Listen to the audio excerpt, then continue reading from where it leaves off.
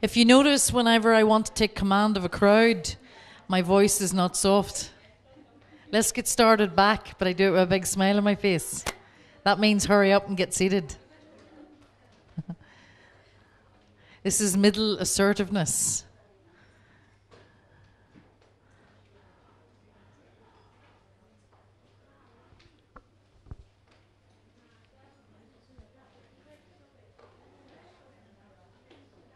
Okay.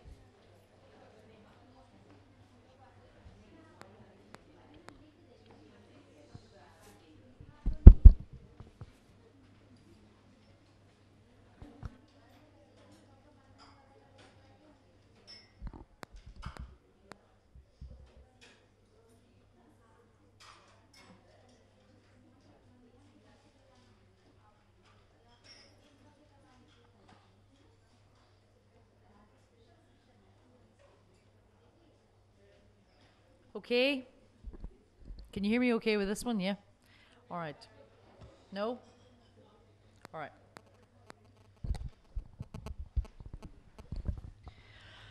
Okay, just the point I want to re-emphasize here on this particular slide, because this social expectations bit is particularly important. And it was a point that Dr. Rita Sood actually just re-emphasized for me to say. Women have to be, I mean, you can't get away from this. We do have to be all of this. But we also need to learn how to be this if we're going to be leaders. Males only have to do this bit. Well, they don't need to do the heroin bit, but they need this bit. But we have to be both. Okay? And that's why you've got to find how to show toughness and softness, how to show sensitivity, and how to make hard decisions. You don't need to be ruthless, but you need to be able to make tough decisions and stand by them whenever you have to. Okay, and to know the difference between, you know, using your feelings and being logical and using your thinking, two different ways, and showing the difference between, you know, the vulnerability and the power. Okay, so it's difficult, but there's nothing we can do about it. And this is taking it on a step further. Sometimes the difficulty with men is when you try to be their equal, they see that as dominant. That's the issue. So this is where you have to play the game. You know, and you see this all the time between senior female nurses and junior male doctors. This is why you've got all this relationship stuff going. A lot of people come into these courses and they ask me to help them go through difficult situations between doctor, nurse, even nurse to nurse, you know, senior nurses, junior doctors, different types of relationships. And it's really, some of it is communication problems, I granted. But a lot of it is this gender intelligence stuff that gets in the way. And I give that example yesterday, and it's such a beautiful example of that very young junior doctor who was from Czechoslovakia, a female. And she got, not just males and females, she got into a debate with the senior female midwife. So you had, which one had rank, the doctor or the midwife? Young doctor, older midwife. And what happened was you got two women getting into what I call a position where they couldn't agree. And it wasn't about communication, it was about authority. That was gender and authority, and that was respect. The senior midwife, because she'd been 20 years in the hospital, expected this junior doctor, who was only a year in the hospital, to show her a little bit more respect. And that was all to do with the power dynamic and gender intelligence. And this is the kind of stuff that can get in the way, and this is why you need to know this stuff. Okay, you need to understand the concepts of power, and the politics and the dynamics of it, and you need to understand the concepts of gender intelligence between females and age as well, and between males and females and age. All right? And it's a subject on its own. One of the things here I want to share in this slide with you that's been shown from Harvard Business Review studies. When women stare, it's not appropriate. These are the different rules. When men stare, that's okay. If women use verbal intimidation, that actually undermines your influence. Whereas men, verbal intimidation is expected. Assertive behavior reduces a woman's chances of promotion. Isn't this scary? Whereas males, assertive behavior is perfectly acceptable. Women must always be modest. Men can boast. They can self-promote. Now here's the interesting one. When a woman is helpful, she doesn't get praised because that's expected. When a man is helpful, isn't he lovely? He's very helpful. He gets praise. Different rules. But if it was the other way around, the woman wouldn't. So we need to understand this. Okay? And if a woman isn't helpful, she gets penalised. She's seen as, difficult. But if a man is unhelpful, no problem. Nobody will even notice. Nobody will say anything. So you need to understand the different behaviour rules. Okay?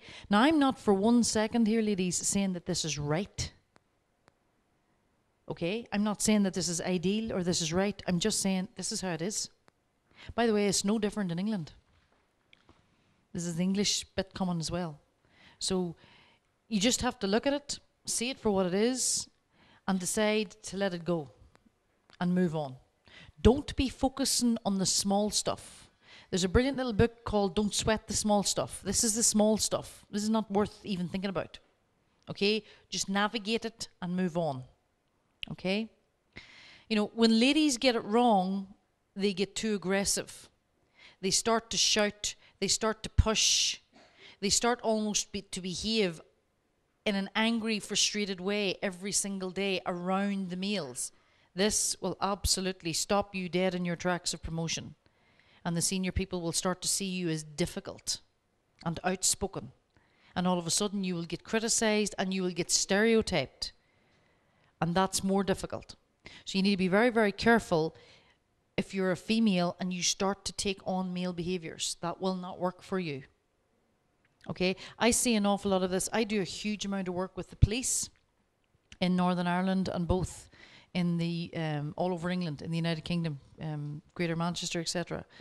And one of the things that I see police women doing constantly is starting to behave like the policemen. And trust me, stops their promotion dead in the tracks. There's nothing as bad as a woman behaving like a man, and particularly in her job. You cannot do that. Okay, so be very careful. It's what I call the alpha female. All right? You have to find this balance between being assertive and being confident. Not overconfident, but confident, and a mix of assertiveness. And I told you one of the most cleverest ways that I do it is through a combination of the words that I choose and the voice tone that I use. And the words that I choose will be very definite.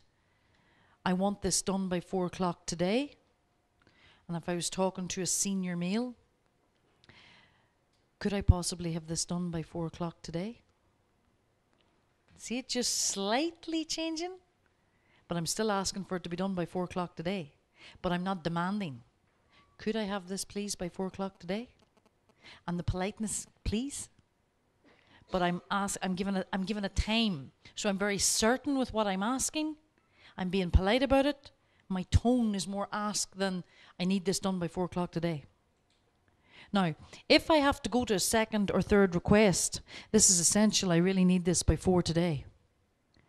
I'll just change the assertiveness slightly and I'll up it a little level. One of the things you got to do, ladies, is not go in hard too fast.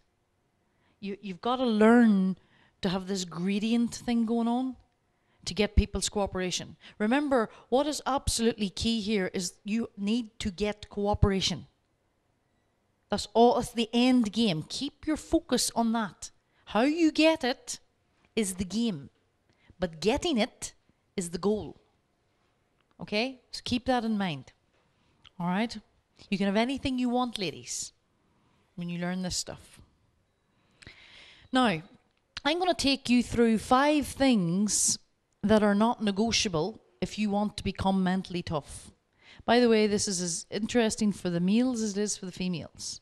Mental toughness is about these 5 things. So I know, guys, this morning you've probably been thinking it's all about how the women manipulate the men.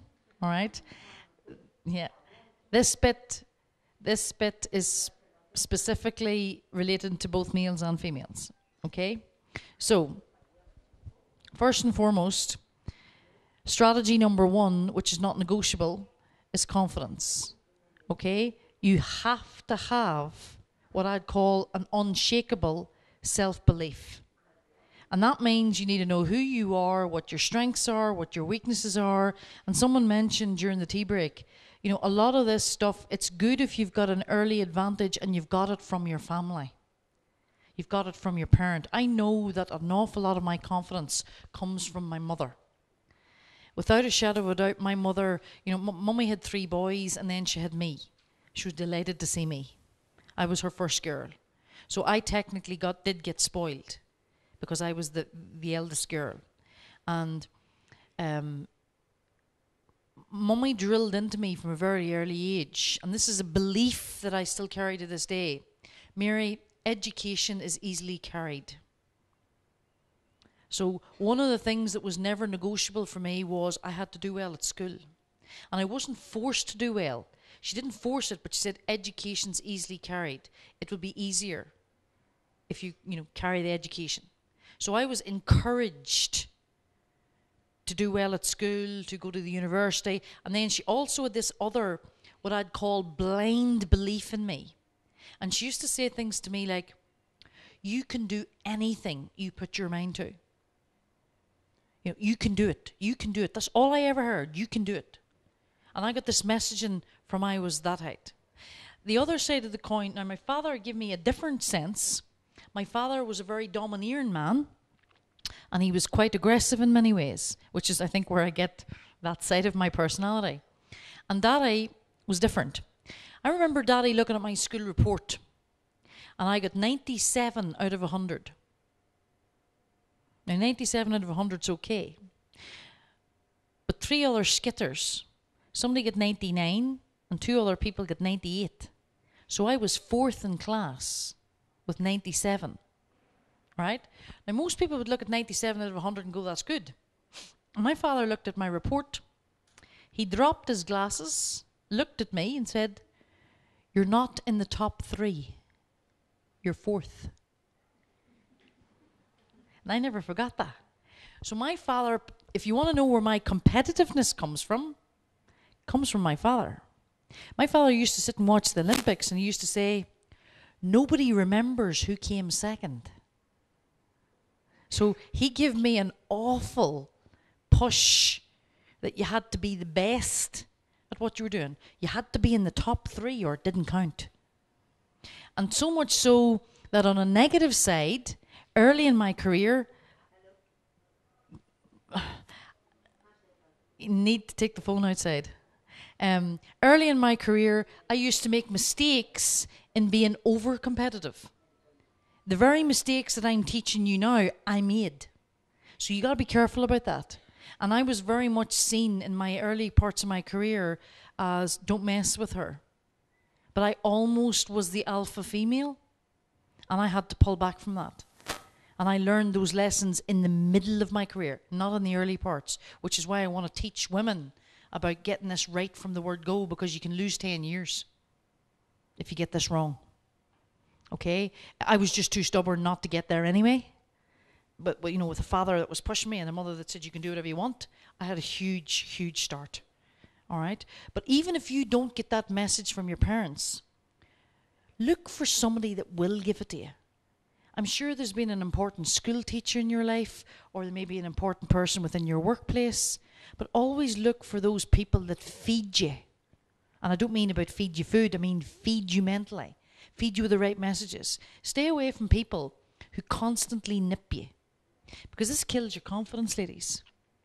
If you can't build your own confidence, you got to find somebody who's going to build it for you. All right? So if somebody else's self-belief in you, it sometimes helps you as well. You know those people that say, oh, come on, give it a go, give it a go. You know, sure, what are you going to lose? Give it a go. Good friends, good mentors, good bosses, maybe a grandparent, maybe a teacher. Who is it that feeds you? That's so important. And here's another wee question. If you've got children or you've got friends, I'm going to ask you this. Who are you feeding? Who are you doing that for? Do you encourage other people, or do you nip them? Do you just take away from them? I'll tell you one thing that absolutely makes me see red. And when I say see red, I get very angry when I see this. Madeleine Albright, an American politician, said very famously one time, there is a special... Anybody using mobile phones, I'm going to have to tell you, you're going to have to go to the back of the room or switch them off silently, all right? Don't mind silent texts, but no conversations. That's me being assertive. Okay? Madeleine Albright said a special thing in relation to women. She was an American politician. There will be a special place in hell for women who do not help other women. I have a real problem with that. If you've got yourself into a senior position, maybe as a senior nurse, your job is to help the junior nurses. Not do nothing and make them do the work. I have a real problem with women who do not help other women. So I would really ask you, as a woman, who's helping you and who are you helping? Mentally. Okay? And that's all about building confidence. There's nothing more rewarding than making somebody confident. Nothing. That is the one job that teachers must do.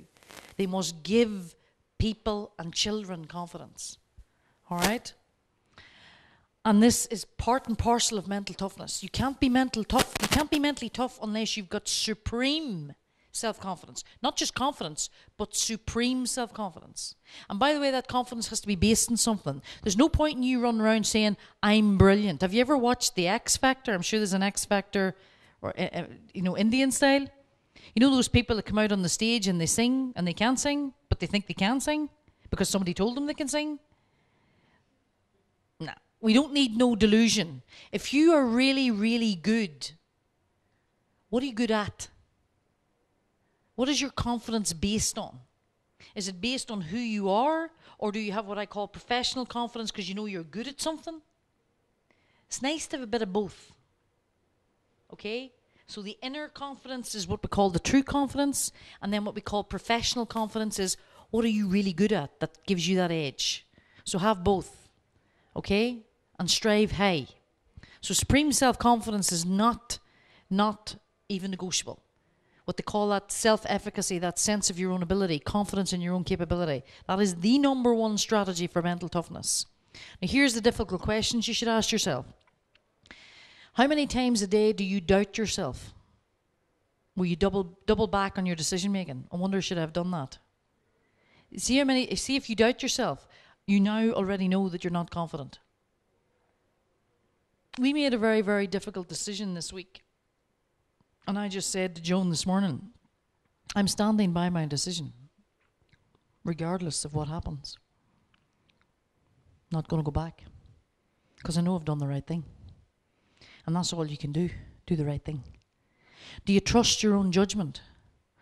Sometimes I have people around me where I say, okay, can I check this over with you?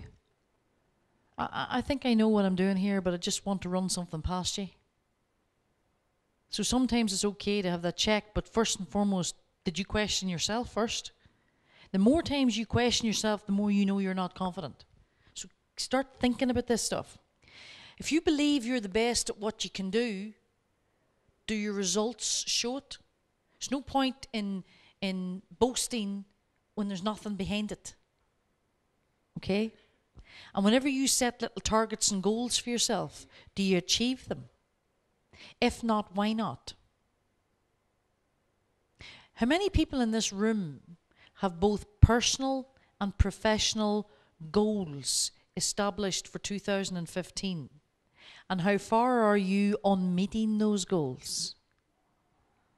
Raise your hand if you set goals at the beginning of 2015 and you have now almost delivered on those goals. Right, I'm only getting about a third of the room doing that. That's an issue. Everybody needs to have goals. You need to know where you're going. Excuse me, could you keep the door closed, please? Can you close the door?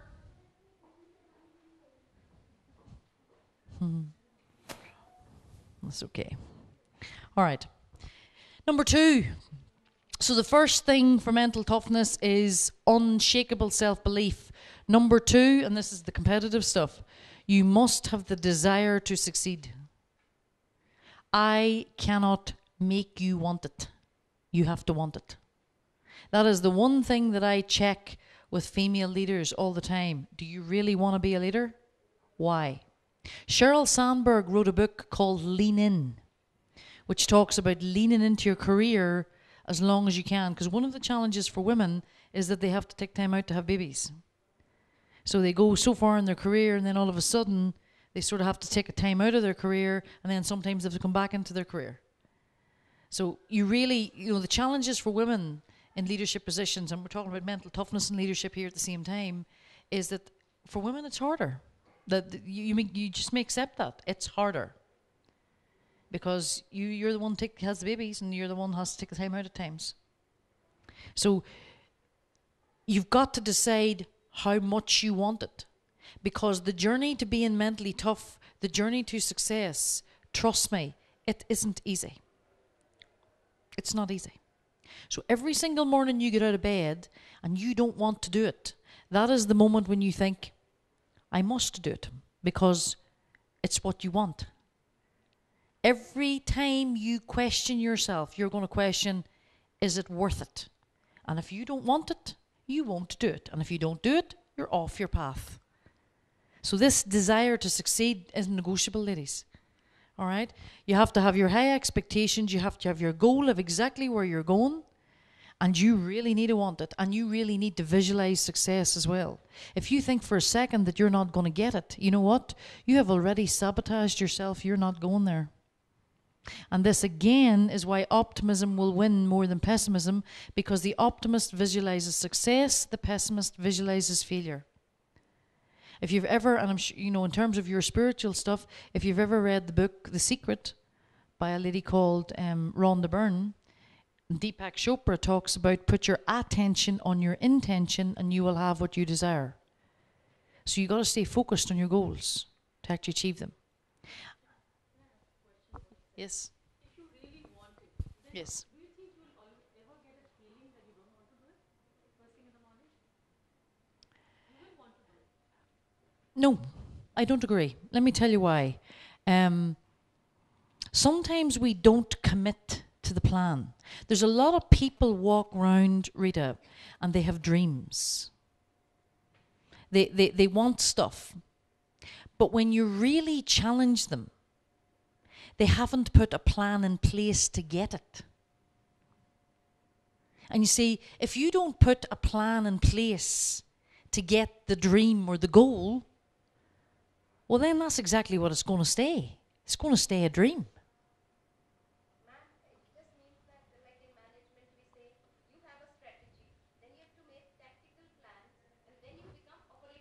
Correct. There's a lot of people. What I was saying was that as you said, first thing in the morning you may have a feeling that I don't want to do it. But if I'm really wishing for something to happen or project that I might want to achieve or do, I would not have that feeling. It's less likely that I would have that feeling that I don't want to do it. That's what I got really. Okay. But there are so many people that don't. I think you're very disciplined. What score were you in green, Dr. Sood? 6. Yeah. You see where I'm going here, making a link? You're disciplined, right? I'm talking about those people that want it. They think about it. They get up in the morning and they go, yep, I want it. But then they don't have the discipline to follow through on the plan. And those are the people that I question, how badly do you want it? Because you might really, really want it, but if you don't get that discipline bit to put the plan into action and stick to it, you won't get there anyway. You're talking about discipline here, all right? So that's where I'm going with this. And that's why do you really want it? And this bit, the last bit, it's a do or die commitment. That's why I said yesterday, if any of you say to yourself, and mentally tough people don't do this, I'll try. No, it isn't happening. I'll try is not a do or die commitment. This is the bit, by the way, I struggle with myself. I hugely struggle with the discipline bit. I really do. I have goals that I still have to hit yet, and the discipline bit nips me. And I really don't. Nobody could question that I want it, but it's getting that action plan and sticking to that action plan day in, day out, week in, week out, when there are 1,000 distractions coming at me, and 1,000 other things that have to be done. I have 2 books to write. I haven't them finished yet. I've been writing those books for quite a while. I just getting the discipline to stick to the writing week in, week out is just, it's crazy. I'm struggling with that. I'll admit that. And you know what happens? I'm actually frustrated with myself because I should have had them out already. And unless you do that do or die thing, it has to go to the top of the priority list. That's why, by the way, people who are very, very, very successful, world-class athletes, nothing is allowed to get in the way. Nothing. This is where the laser focus comes in. And they don't see anything else. They're able to blank everything else out of their lives. And that's a different type of toughness level. So that desire to succeed becomes almost ruthless. Here's some of the questions that you will ask yourself every single day, because every single time you decide on a goal, life will throw another couple of priorities at you to try and take you away from that goal. That's the challenges of what happens every day. And every morning you get up, you'll ask yourself, is it worth it? And if you didn't want it, then you'll go, well, maybe not. Or not just do it today, I'll do it tomorrow. That's the first mistake. What choices will you make? Because that's the other thing. Whenever you decide to do something, you then have to make choices. I'm not doing that, I'm not doing that, I'm not doing that because I'm doing this. Some people say sacrifices, I say choices. Some things this is really, really hard. For example, when you family commitments. That's why I usually tend to do my best work from 7 to 9 in the morning, because you know what? Nobody else is up. I do it when they're asleep. Because see, when they're up, sometimes it's crazy. And I cannot get away. Sunday mornings are brilliant, because everybody's out on Saturday nights, and I get nobody wakes in our house till about 12 o'clock on Sunday. So I get a whole Sunday morning at it, if I'm lucky. If you've got high results, can you show, or if you have high expectations, can you show the results? You need to be able to measure your results, and that means goals, plans, where are you against those? And how are you actively raising your expectations? Some people don't have any expectations.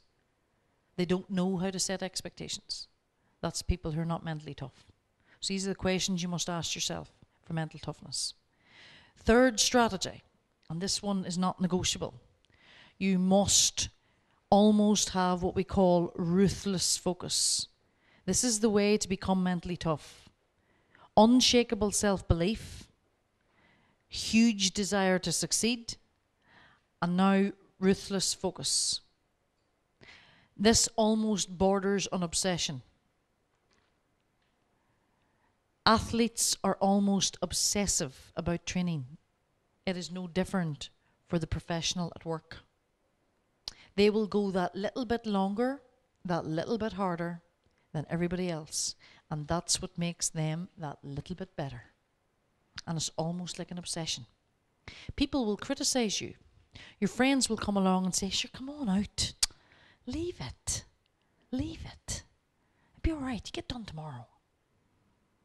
The person who's mentally tough, who's got the desire to succeed, who's got the focus goes, no, I'll come out afterwards when I've done. I'm going to do it first. And those are the tough choices that you have to make every single day from moment to moment. And those are not easy. That's the challenge. All right? The other wee thing as well, you have to be able to have an on-off switch. When you get up every morning, something's going to happen that day. If you've got a plan for that day, trust me, the minute you have a plan, there will be 10 other things happen to try and take you off that plan. Every single day. And this is the challenge. You have to try and find the way to stay to the plan, but also deal with this other noise that happens. And this happens every day. And that's what I mean about borders and obsession and an on-off switch. And that's why I find time in my day that I can carve that belongs to me. And that's the early morning stuff. Okay? So you have to find a time in your day where, rather than just get up and let the day dictate to you, how do you structure your day where you find that moment where you can move your goals on? Because sometimes you have to serve everybody else's goals as the day goes on. Okay? Any questions on that? Because I can't stress how important that piece is. Is everybody agreeing with me on that? Yeah, see, it's a huge challenge, like. All right? The other thing as well, by the way, that you notice about mentally tough people, they don't focus on anybody else. They focus on themselves. Like, for example, if a professional athlete loses the race, he comes second or third, you don't hear him saying, well, such and such beat me. You hear him talking about his personal best. He sets his own mark and he says, well, I improved on my personal best. He doesn't say I was fourth in the race. He just talks about his personal best. And you see, that means that they're not focused on anybody else's performance. They're only focused on their own. Okay? So the mentally tough are not affected by those around them. They're only affected by how they're doing against their standard. Okay? And that's very, very clear in this focus thing. Easy said, not so easy to do. Because sometimes we get caught up in watching who's doing what. All right? Never, ever be worried about anybody else. Okay? And there's a thing I would say here. Be aware of those around you. Be aware of who's in the same field. But set your own bar. Okay? Improve on your own bar. Got a question?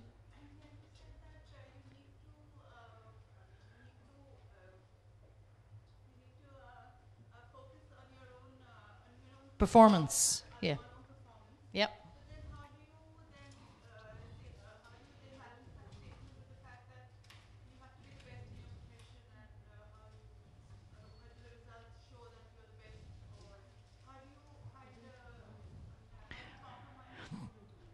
Okay, that's a very good question, and there is a contradiction in that. To me, there's always a standard. In any profession, there's tests that you have to pass or fail. So let's say you're going for a test, and there's 20 people going for the test, right? And the standard to pass the test, let's just say, is from 1 to 10, 10's a pass, right? Well, whilst you're preparing for that test, what I'm really saying is, and there's 20 of you going for that test, instead of you being worried about, have you done such and such, have you done your studying, have you done your studying, don't worry about that at all. Just go, what am I doing for this test? Just single focus on me and go, okay, not only do I just want to pass that test at 10, I want to get 15. So if you constantly raise above the standard bar in your field, you are going to be in the top 10. Do you see where I'm coming from? I just don't want you to be thinking, because sometimes I do an awful lot of coaching for promotion boards.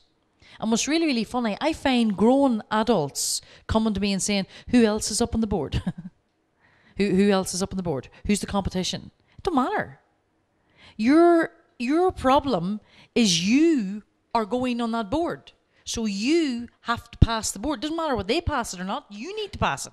And not only do you need to pass it, but you need to above pass it to make sure that you're in the top 5. So, for example, I have a lot of supers and chief superintendents at the moment doing situational judgment tests as part of an assessment centre for promotion. And some of them are doing situational judgment tests and they're scoring 40 out of 100. And I've said to them, not good enough. As a benchmark, you keep practicing those tests till you get 80 out of 100. And until you get 80, you're not even at the mark. If you get 90, that's okay. but you at least get 80. So I'm setting a standard for them, and it doesn't matter what you are doing. You're going for the board. Get to 80. Doesn't matter what they're doing. Now, when I'm talking to her, even though I've said that to you, I'll say, you need to get to 80. It's a standard. It's not comparison. Comparison's very dangerous. I might be aware that there's 20 of us going for this board, but I'm only going to be worried about what way I'm going to do. That I'm going to meet the standard, that I'm going to be above the standard. I was always told whenever I worked in the civil service, Mary, you need to do 10. There was a thing called IMAs. You need to do 10 IMAs a day. And that was all I was told by my boss. And here was my father's conditioning coming. They used to ask for 10, I give them 12 every day. Never. 10 wasn't good enough for me. Because he wanted 10, I give him 12. If he'd asked for 12, I'd give him 14.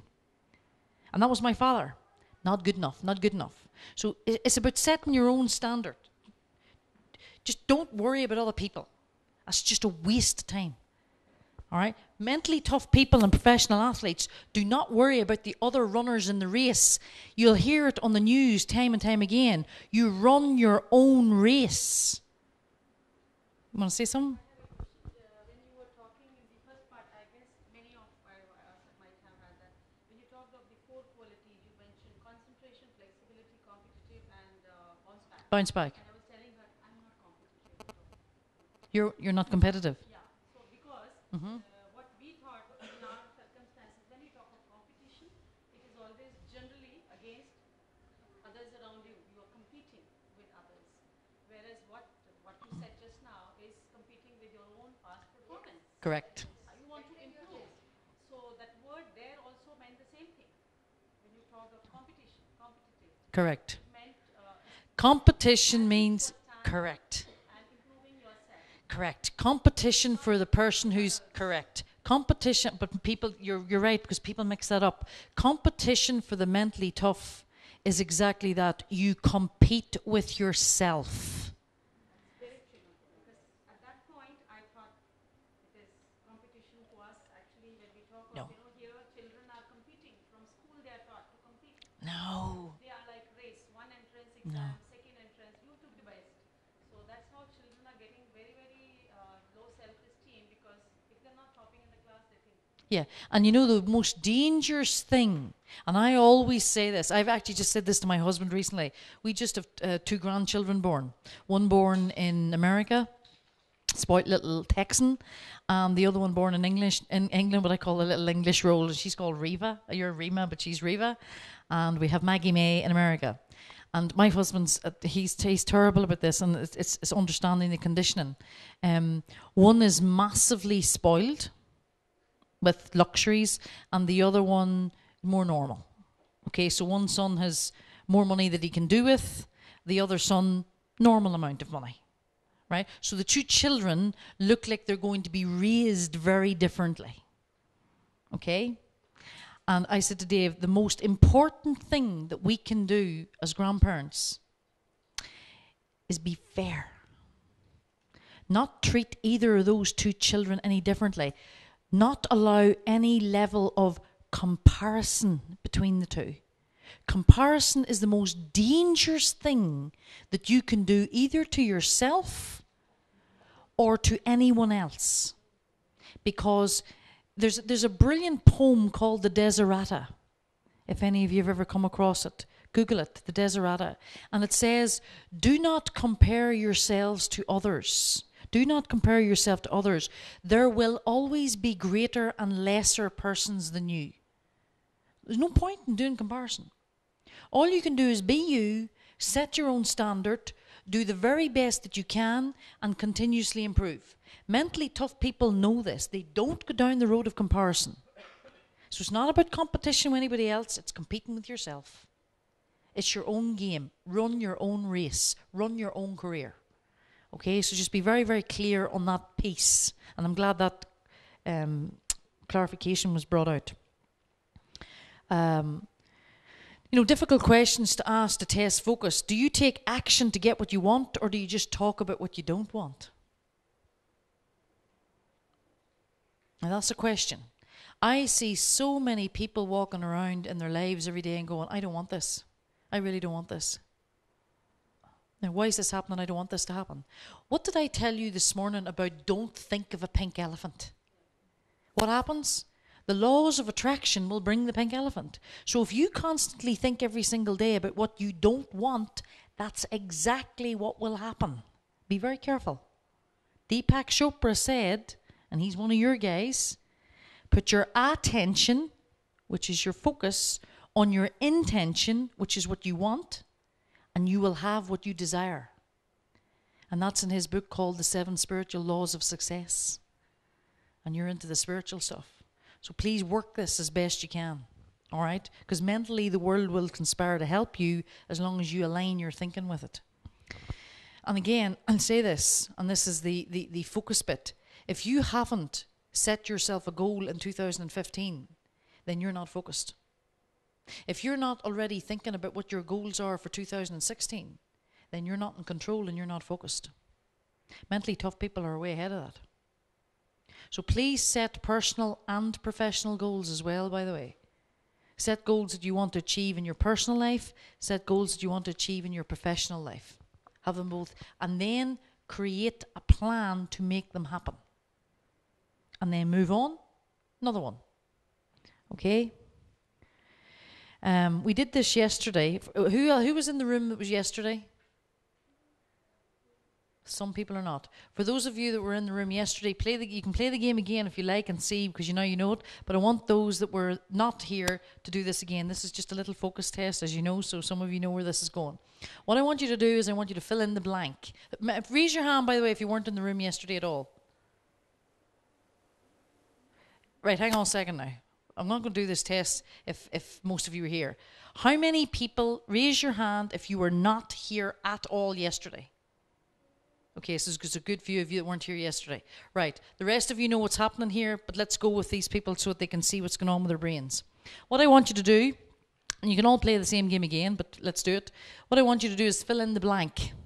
So just fill in a letter. Have you got pieces of paper? You do it mentally, okay? But if you've even got one wee piece of paper and a pen, it would be good. All right? So fill in a letter, okay? First word that comes into your head. I want you to write it down. Next one. First word that comes into your head. Write it down. The very first word that you think of. Next one. Oh, sorry, there's only two. I'm only doing two of you. That's even easier. All right. What did you come up with?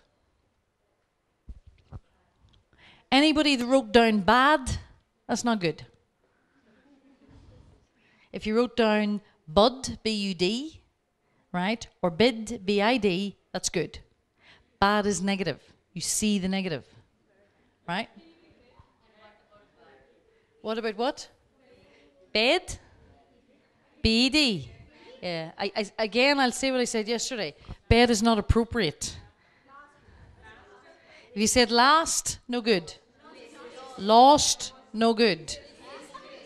See, some of you know the answers. You're shouting them out. List, yeah. List and list, L-I-S-T is good. All right? So here's the thing you need to check. Did you see the negative? Or did you see the positive? And this is really, really important for focus, because if you see the negative all of the time, your focus is going to be wrong. This links to the focus and mental toughness, and this links to the optimism. The optimist sees success. The optimist sees the positive stuff. The optimist sees the opportunity. The optimist feeds themselves in positive messaging, whereas the pessimist sees the negative. They see failure. They see threat.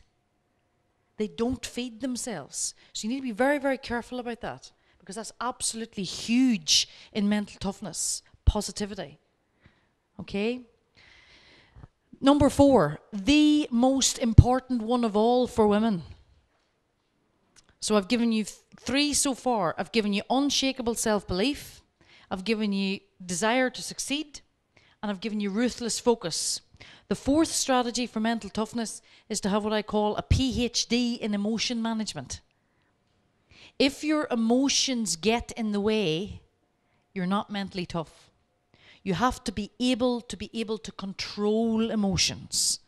Okay, and this is really important for women, because women tend to be more sensitive. All right? What you're looking for here is that ability to stay calm under pressure. And that's what emotion control is all about. It's to be able to, what we call, there's a skill in mental toughness called compartmentalizing emotions. So for example, what do I mean by that?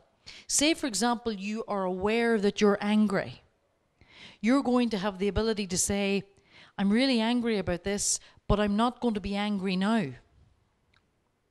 I'll be angry later. Now that's a skill. I'm not happy with you, I'm quite angry with you, but I'm not going to deal with that right now. I'm going to move on, I'm going to do this because I have to do this first. World-class athletes are able to put the emotion over there and do this right now. Now, how does that translate into everyday life? So when you get up out of bed in the morning and you promised yourself that you'd go for a run and you don't feel like it, you're able to go, I don't feel like it, but I'm going to get up right now, put my shoes on and go for a run. See what I mean? So the most disciplined world-class people put the emotion over here and they do what they're focused to do. Blind, ruthless focus. And the emotion can be put over here in a box. No matter what they feel like, they do it even when they don't feel like it. And they're able to manage, they don't get into these high intensity, you know, you can talk yourself out of it. They don't go there. So this is what I mean when I talk about compartmentalization. It's about, I'm really upset about that, but I can't be upset right now. I'm really angry about that, but I'm not going to be angry right now. I feel guilty about that, but you know what? I'm not going to deal with that right now. I'll deal with this. So you actually can mentally manipulate the emotions. That takes a little bit of practice, by the way. All right, that's why I want some of you to join me on Facebook, because I'll give you some more exercises and papers around how to actually control your emotions. Because I think this is the most critical one for women. Because the minute a woman gets emotional, men don't listen. They really switch off once you get emotional. Okay? You need to know what emotions you experience. I've done some of this yesterday in emotions. Do you get caught in anger? Do you get caught in anxiety? Do you get caught in sadness? Do you get caught in guilt? Those are 4 big ones. Guilt is a big one for women. Anxiety is a big one for women. Well, sadness as well. Not so much anger, I don't think, for the... Well, maybe some of you do get frustrated. But mostly, sometimes it's really interesting. Sometimes you see, and this is something that I've noticed as well, women who are quite shy and passive, they tend to get sad. Women who are feisty and aggressive, they get angry. So, which way do you go? You need to know that about yourself. You need to know which experience you get caught in, which emotional experience you get caught in from day to day. All right? Any comments on that? Yes?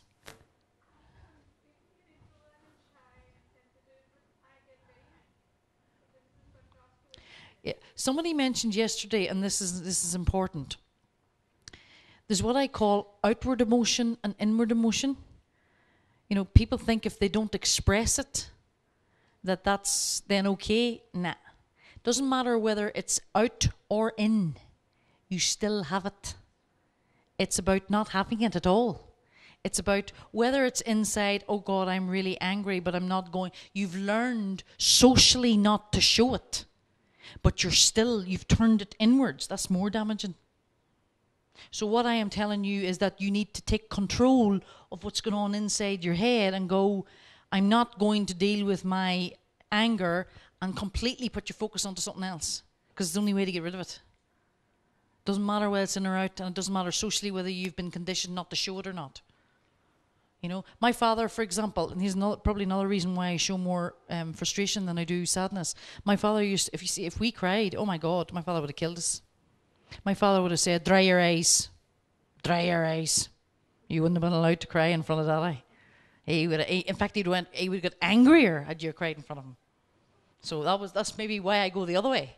I don't do the tears thing. It takes a lot to take me down that road. So I don't get sad, I get mad. You know, which my husband knows about. So it's quite interesting. So you got to understand yourself emotionally. Yes, Reva.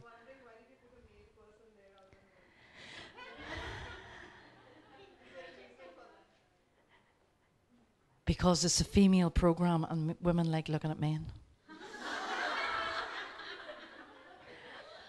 And it probably was sometimes I just think it's too stereotypical to put the female on. I also want to show that males get distressed too. And to be honest with you, what's worse, and here's the interesting thing about emotions, ladies, and this is a bit about the gender intelligence again. When you cry, the first thing you do when a man is beside you, you make the males extremely uncomfortable. The men don't like to be around women who cry because they feel embarrassed by that. You almost put the male into a protector position. So they either go very protector or they don't know how to handle it. And it really don't know which way they're going to go. So crying puts you in a one down position. So be very careful about that. And you really need to understand as well, when you do cry, what is your reason for crying? Is it to draw support? Is it frustration? You really need to understand, the whole emotion, the cry one, the going down. I always find that I would feel extremely disadvantaged to put myself in a one down position, crying at work. I know there's a very famous video of a lady, an Italian health minister called Elsa Fanerno on YouTube, if you look this up. And she's basically telling the Italians that all of the pensions must be reduced by 15%. And she's in Parliament. And because she starts to say that we're going to reduce the pensioners' money by 15%, she starts to cry in Parliament. She's a politician. And what happened? The Prime Minister took over and finished her speech. And that made her look completely incompetent. You need to be very careful. If you're going to cry at work, go find a corner where nobody sees you. Don't do it in front of the men. You make the men uncomfortable. You look weak. There are appropriate times to cry. Not many at work, if truth be told. To be honest with you. So just be careful about that, because it just doesn't do us any favours. It doesn't make us inhuman either, but it doesn't do us any favours. Go ahead.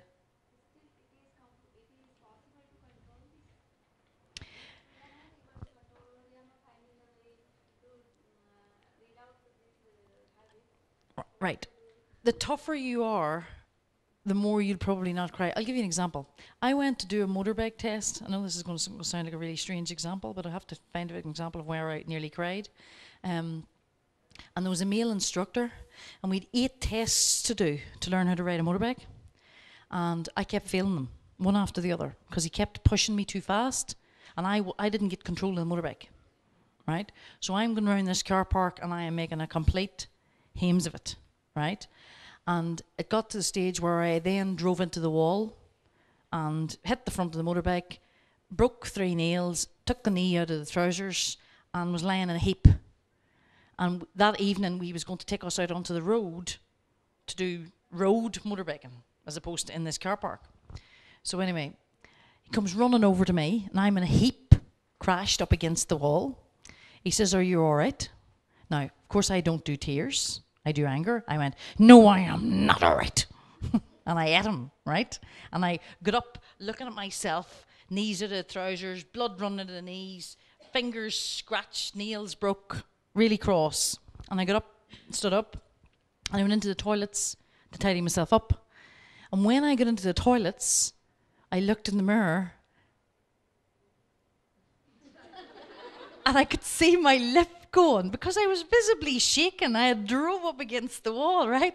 And for a split second, I looked, and this is what I mean about stopping yourself. And I'm on my own in the toilet, and I could see the lip going, right? And I took a look in the mirror, and I looked, and I went, don't you dare cry. Shape yourself up. And I shook myself down, and steadied myself, became aware of it, stopped it, and then walked out and walked into the office. And I walked in real calm to the owner of the place, and he says, are you okay? And I went, no, I'm not. I says, that's the worst piece of teaching I've ever come across. I says, your instructor didn't let me learn one thing. He kept pushing and pushing and pushing and pushing, and I hadn't mastered any of the tasks. I says, so it's no wonder I crashed your motorbike. You're very lucky I don't sue you. And he looked at me, and I said, oh, and by the way, I'm not going out onto the road. He says, no, I don't think that would be a good idea. I says, but you know what's better? I says, I'm coming back, and one of you is going to take me tutoring one-on-one. I'm not going to be in a class. You're going to give it to me one-on-one. That was me being highly assertive. And he says, right, that's okay. We'll sort that out. So anyway, he then put me back on the motorbike to go down to the shop. That was beside the point. But my husband was coming to collect me at 4 o'clock. I was supposed to be there at 4 o'clock. Obviously, I have failed everything, and I'm going home at 1. So I have to ring my husband. I don't do failure. I have to ring my husband. Dave, can you come and get me at 1? Did you notice the tone of the voice? And he went, well, sure, you're not finished at 4? No, I need you to come at 1. Well, why are you going to... I just need you to come at 1. Right? And he arrived, and he seen me standing like a little lone angel in the car park. Everybody else had gone off on the road. And he started to laugh. Well, that made me really angry. So as we opened the car door, he says, what happened? I says, I don't want to talk about it. I just don't want to talk about it. He says, obviously it didn't go well. I went, I don't want to talk about it. I just don't want to talk about it. I says, let's just say I have to come back. He says, what happened? I says, I don't want to talk about it. And I just, on like a broken record.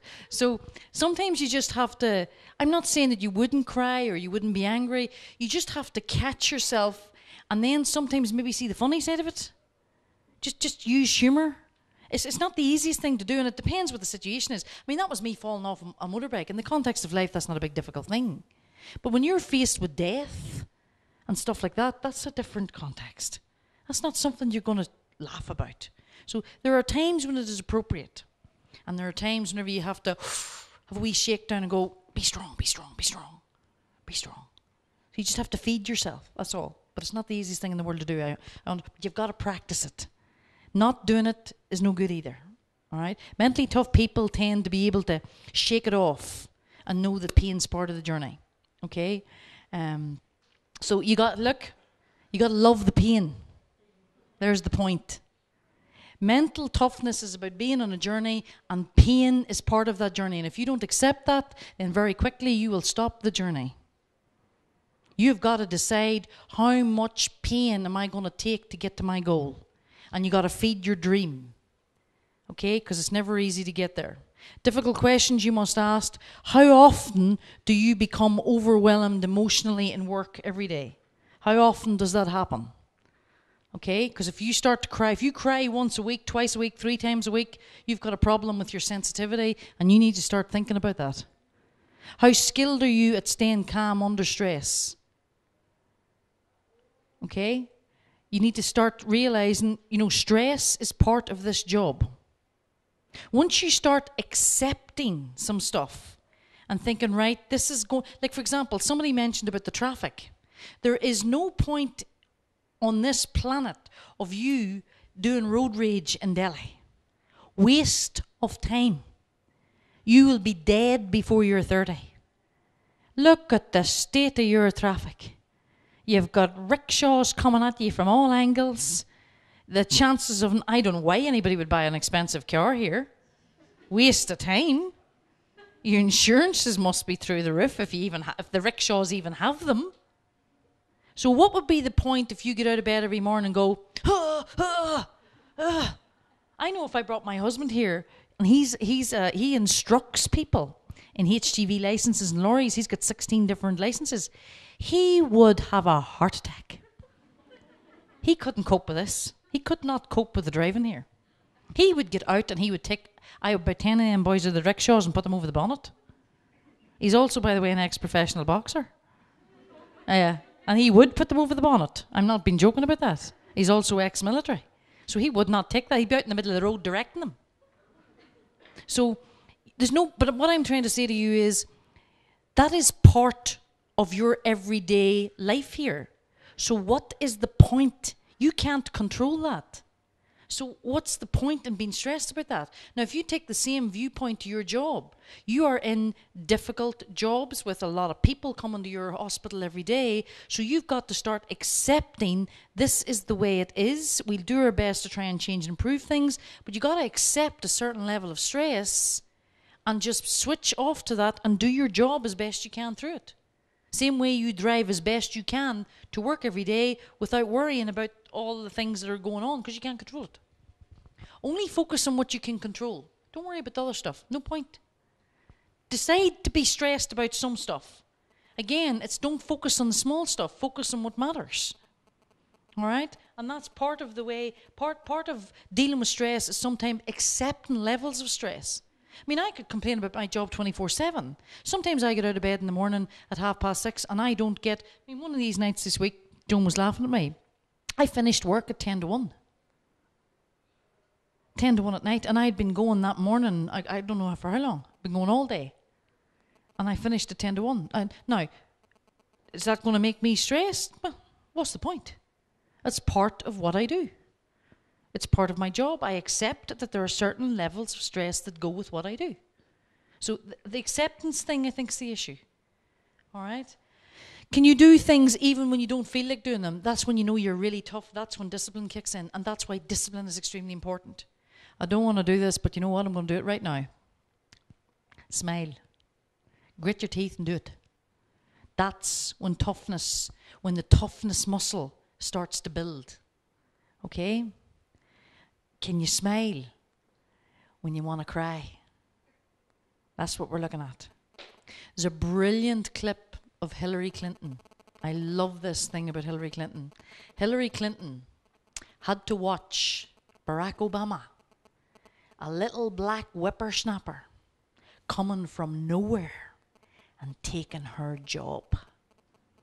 Because if you read her autobiography and anything to do with her, from she was at university, she wanted to be president. She married one, coached him in. Well, she married him before he was president. But now she wants it for herself. And not before Barack Obama, she was running for the candidacy. And she had to watch this man come from nowhere and actually take her candidacy. And there's a brilliant moment when she knows she's been beaten in the candidates race, where she now has to step down as running for president and let Barack Obama run. And she has to support him because she's in the same camp. So one minute she's his competitor, and the next minute she now has to get behind him because it's the same camp. And she does this speech in a bright orange, what I'd call EasyJet. Our flights, your Spice Jets, I think, are a maroony colour. Our EasyJets are bright orange. She wears this bright orange suit. You want to Google that on YouTube. You want to see that speech. Her face, she's smiling and telling everybody, let's get behind Barack Obama. He stole her job. That is mental toughness. Because if she didn't want to cry, I don't know any woman that ever would. And now she's having a crack at it again. She's extreme. If you want to study somebody with mental toughness, her and Michelle Obama, two of the most mentally tough politicians that ever walked. Okay? They don't show it. They don't show too much emotion outwardly unless it's the right emotion.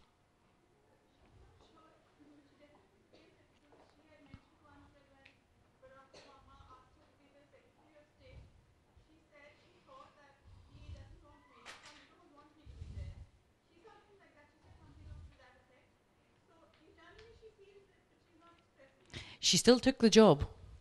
That to me, yeah, she still took the job of Secretary of State. Imagine taking second prize when you wanted the first one. You know, that's what I'm talking about. That's this, can you smile when you want to cry? And she, you know what she did? She played the longer game. She knew she had another crack at it, and she's now having it now. I really do hope that it's her time. and I hope she gets into office. I really do. But we'll see. We'll see what happens, because I don't know whether, I know America was ready for their first black president. I'm not so sure yet they're ready for their first female president. But we'll see. I hope history's made, because I'm a huge fan. This last one, by the way, and yet again, it's part and parcel of mental toughness. You cannot become mentally tough without discipline. And this is where the Greens that were in the courses yesterday have the massive advantage, because the Green has got the discipline trait. Discipline means that you know you're on your way and you know that nothing's stopping you. Discipline means you're making a decision and hell hath no fury, but you are sticking to it. Nothing is going to stop you. That is discipline. And trust me, there's a lot of people that don't have it. And if you don't have it, Bob Proctor, a very famous, Bob Proctor, Brian Tracy, some of those thought leaders that do all this motivational stuff. Bob Proctor was asked, I think it was him and Napoleon Hill, I think it was Napoleon Hill as well.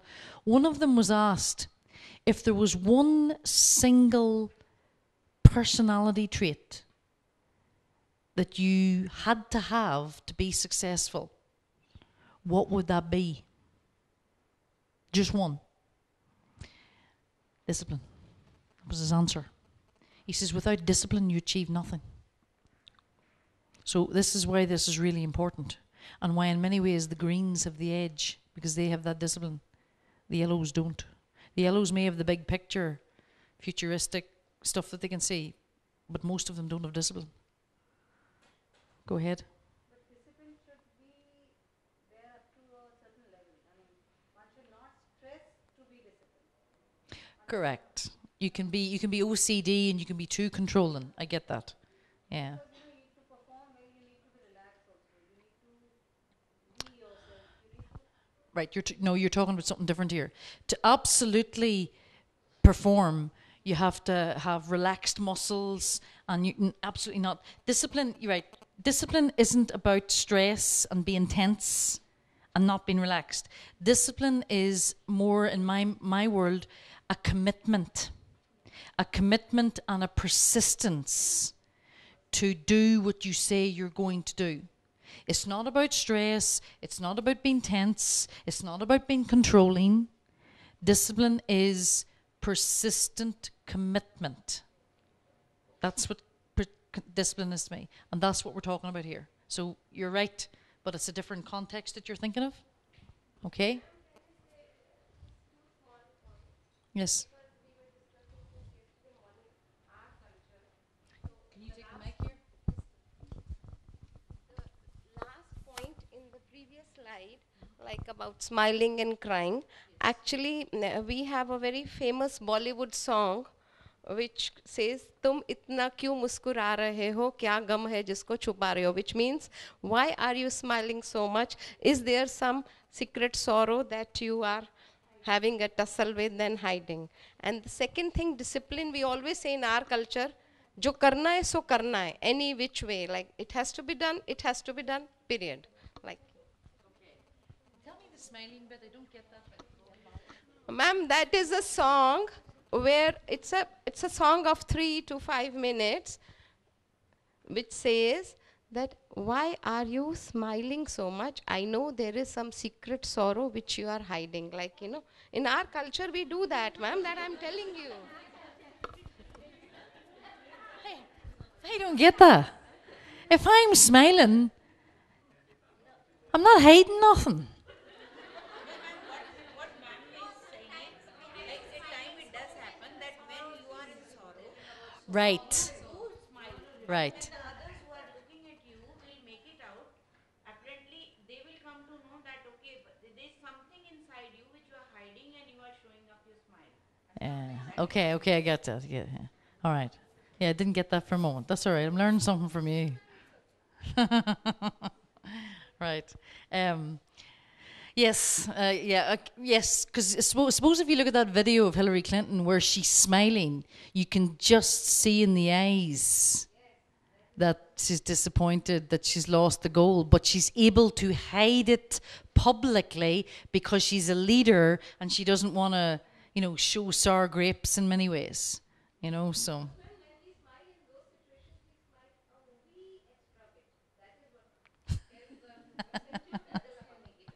Right. We're going to measure the width of our mouths now. Very good. Okay. All right. Difficult questions you have to ask yourself for discipline. You know, we did mention this again because we were in the discipline stuff yesterday. Have you the patience to wait? Or do you have to have everything now? You know, some people don't have the patience to wait to get their goal. They don't put the plan in action because they want it yesterday. You know, I know people who've got 3-4 year goals. And they break it down, but they have the plan each year on year that they're getting nearer to the goal. You see, mentally tough people have patience. And Professor Misra mentioned this yesterday. You know, to be really good at communication as well, you need to have a lot of patience. Just to listen and understand. So, you know, life in many ways is a race, but it's a race that you need to be running at your own pace. You know, so you need to be careful about that. You need to understand that, you know, not everything is instant. And we've got the terrible society where everything is wanted in an instant way, and that's not what being mentally tough is. Mentally tough is, if needed be, you can wait. Okay? You know, and the other question you should ask yourself, you know, if you were more disciplined today, would you be living your dream? What is it that you're not getting because you're not disciplined? What's the question, the answer to that? So think about those things. Is there something that if you really put your mind to it and you were a wee bit more disciplined, you'd be ready there? Okay? So, question, ladies. Will you go the distance? Will you get there? Do you have a goal? Because mentally tough people know that they will go the distance. When they set a goal, nothing is going to stop them from achieving it. They know that. Why? Because they have self-belief. Because they have the desire to succeed. Because they have ruthless focus. Because they are not going to let the emotions get in the way. And because they have steel discipline. That's why. The 5 components of mental toughness. The concentration will not waver. Flexibility will navigate them. They'll be able to bounce back if there's any distractions. And they will be competitive with themselves. All links. There's a woman. Can you handle the pressure? I'm just checking the picture there real quick, just in case. Can you handle the pressure? Know and accept that there are levels of pressure in your job. Don't be surprised by that. You know, one of the things I always tell women is, don't get surprised by some of the behaviours of men. Forget being surprised anymore. The more you're surprised by stuff and the more you revisit that, the more you can maybe get frustrated or sidetracked. It's funny, sometimes I have these lessons to learn myself. Sometimes I still get surprised by people who are very arrogant.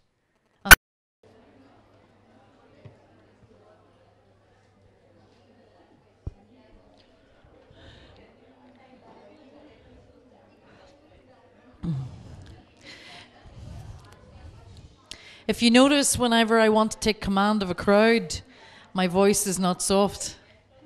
Let's get started back, but I do it with a big smile on my face. That means hurry up and get seated.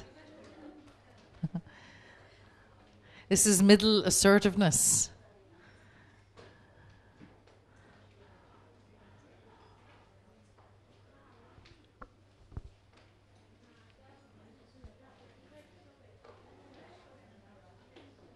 Okay.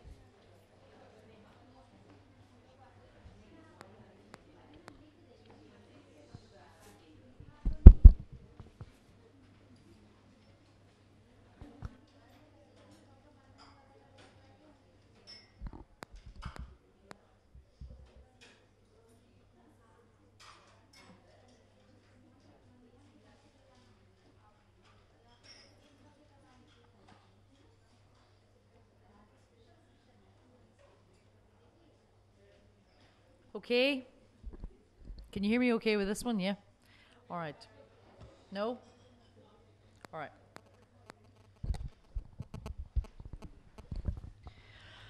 Okay, just the point I want to re-emphasize here on this particular slide because this social expectations bit is particularly important. And it was a point that Dr. Rita Sood actually just re-emphasized for me to say. Women have to be, I mean, you can't get away from this. We do have to be all of this. But we also need to learn how to be this if we're going to be leaders. Males only have to do this bit. Well, they don't need to do the heroin bit, but they need this bit. But we have to be both. Okay? And that's why you've got to find how to show toughness and softness, how to show sensitivity, and how to be make hard decisions. You don't need to be ruthless, but you need to be able to make tough decisions and stand by them whenever you have to. Okay, and to know the difference between, you know, using your feelings and being logical and using your thinking, two different ways, and showing the difference between, you know, the vulnerability and the power. Okay, so it's difficult, but there's nothing we can do about it. And this is taking it on a step further. Sometimes the difficulty with men is when you try to be their equal, they see that as dominant. That's the issue. So this is where you have to play the game. You know, and you see this all the time between senior female nurses and junior male doctors. This is why you've got all this relationship stuff going. A lot of people come into these courses and they ask me to help them go through difficult.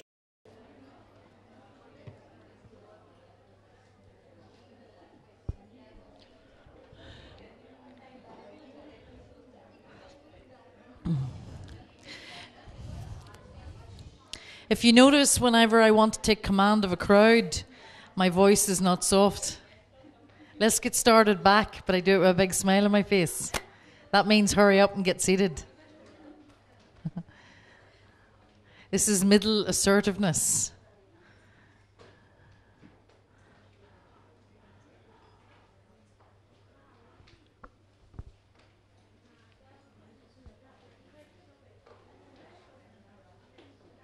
Okay.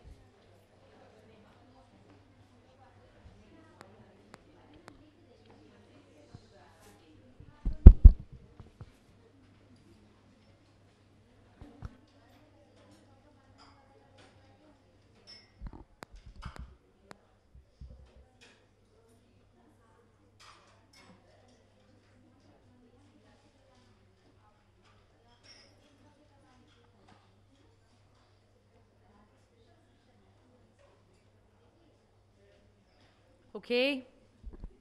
Can you hear me okay with this one? Yeah? All right. No? All right.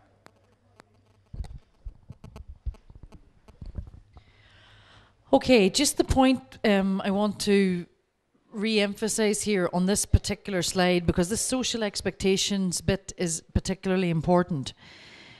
And it was a point that Dr. Rita Sood actually just re-emphasized for me to say. Women have to be, I mean, you can't get away from this. We do have to be all of this. But we also need to learn how to be this if we're going to be leaders. Males only have to do this bit. Well, they don't need to do the heroin bit, but they need this bit.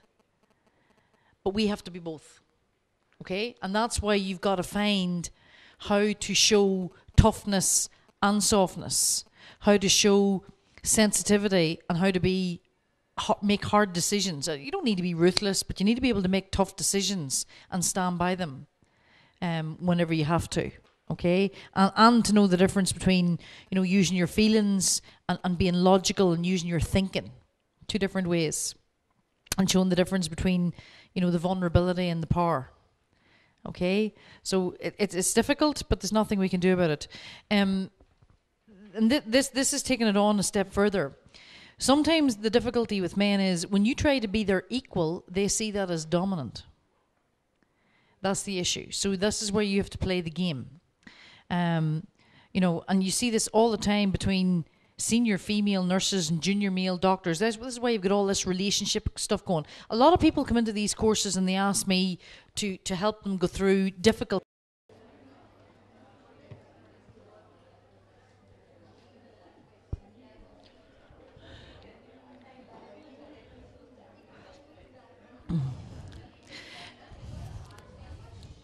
If you notice, whenever I want to take command of a crowd, my voice is not soft.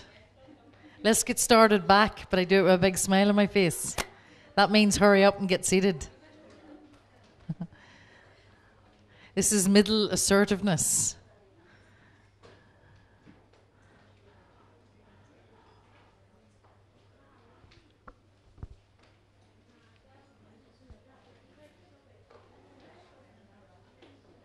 Okay.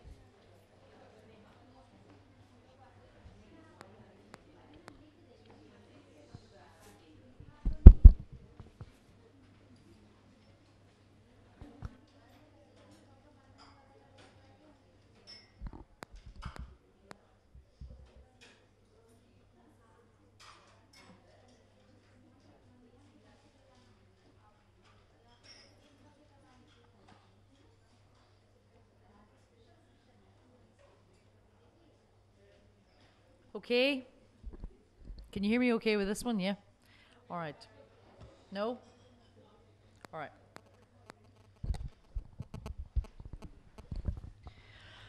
Okay, just the point I want to re-emphasize here on this particular slide, because this social expectations bit is particularly important. And it was a point that Dr. Rita Sood actually just re-emphasized for me to say. Women have to be, I mean, you can't get away from this. We do have to be all of this. But we also need to learn how to be this if we're going to be leaders. Males only have to do this bit. Well, they don't need to do the heroin bit, but they need this bit. But we have to be both.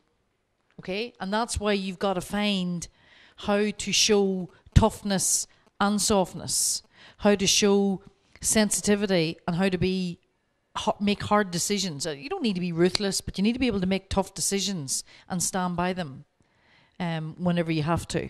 Okay, and to know the difference between, you know, using your feelings and being logical and using your thinking, two different ways, and showing the difference between, you know, the vulnerability and the power. Okay, so it's difficult, but there's nothing we can do about it.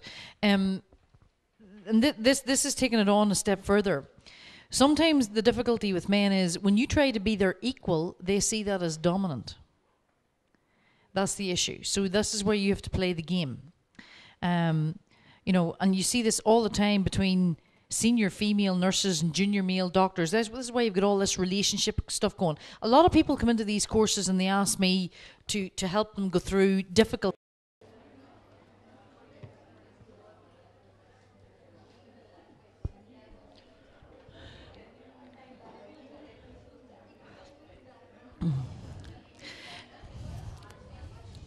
If you notice, whenever I want to take command of a crowd, my voice is not soft.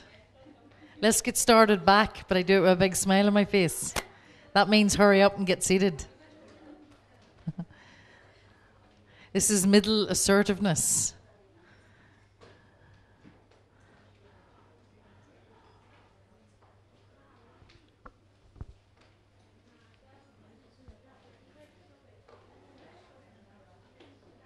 Okay.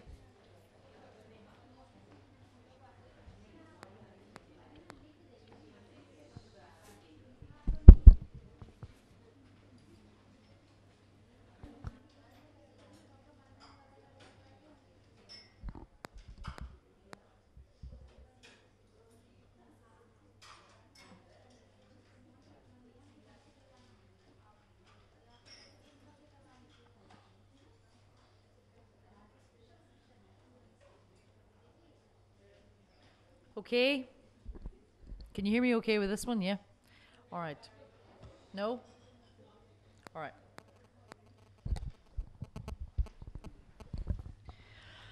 Okay, just the point I want to re-emphasize here on this particular slide, because this social expectations bit is particularly important. And it was a point that Dr. Rita Sood actually just re-emphasized for me to say. Women have to be, I mean, you can't get away from this. We do have to be all of this. But we also need to learn how to be this if we're going to be leaders. Males only have to do this bit. Well, they don't need to do the heroin bit, but they need this bit.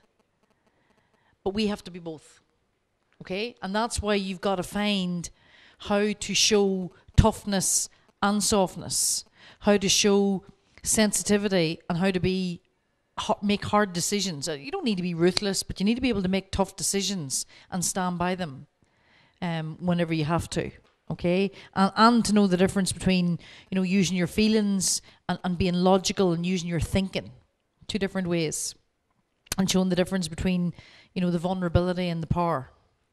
Okay, so it's difficult, but there's nothing we can do about it. And this is taking it on a step further. Sometimes the difficulty with men is when you try to be their equal, they see that as dominant. That's the issue. So this is where you have to play the game. You know, and you see this all the time between senior female nurses and junior male doctors. This is why you've got all this relationship stuff going. A lot of people come into these courses and they ask me to help them go through difficult.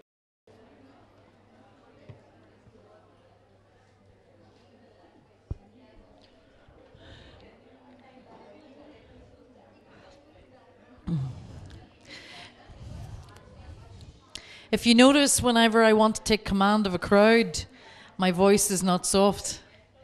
Let's get started back, but I do it with a big smile on my face. That means hurry up and get seated. This is middle assertiveness.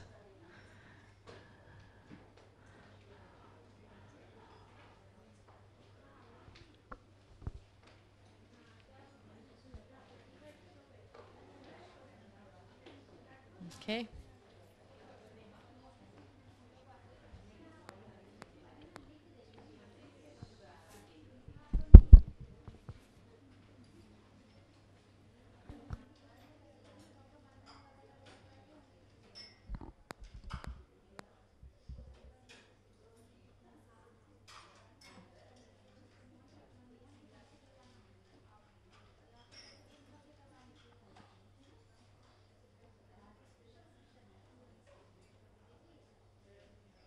Okay.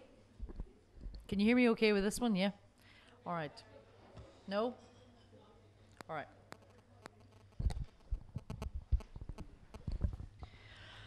Okay, just the point I want to re-emphasize here on this particular slide, because this social expectations bit is particularly important. And it was a point that Dr. Rita Sood actually just re-emphasized for me to say. Women have to be, I mean, you can't get away from this. We do have to be all of this. But we also need to learn how to be this if we're going to be leaders. Males only have to do this bit. Well, they don't need to do the heroin bit, but they need this bit. But we have to be both. Okay? And that's why you've got to find how to show toughness and softness, how to show sensitivity, and how to make hard decisions. You don't need to be ruthless, but you need to be able to make tough decisions and stand by them whenever you have to. Okay, and to know the difference between, you know, using your feelings and being logical and using your thinking, two different ways, and showing the difference between, you know, the vulnerability and the power. Okay, so it's difficult, but there's nothing we can do about it. And this is taking it on a step further. Sometimes the difficulty with men is when you try to be their equal, they see that as dominant. That's the issue. So this is where you have to play the game. You know, and you see this all the time between senior female nurses and junior male doctors. This is why you've got all this relationship stuff going. A lot of people come into these courses and they ask me to help them go through difficult.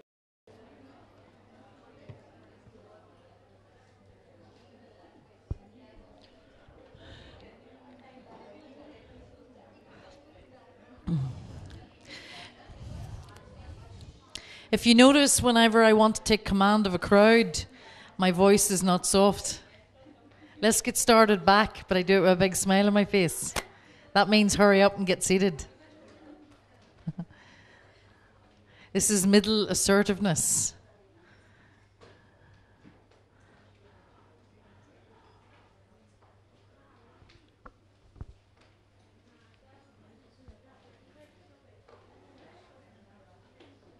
Okay.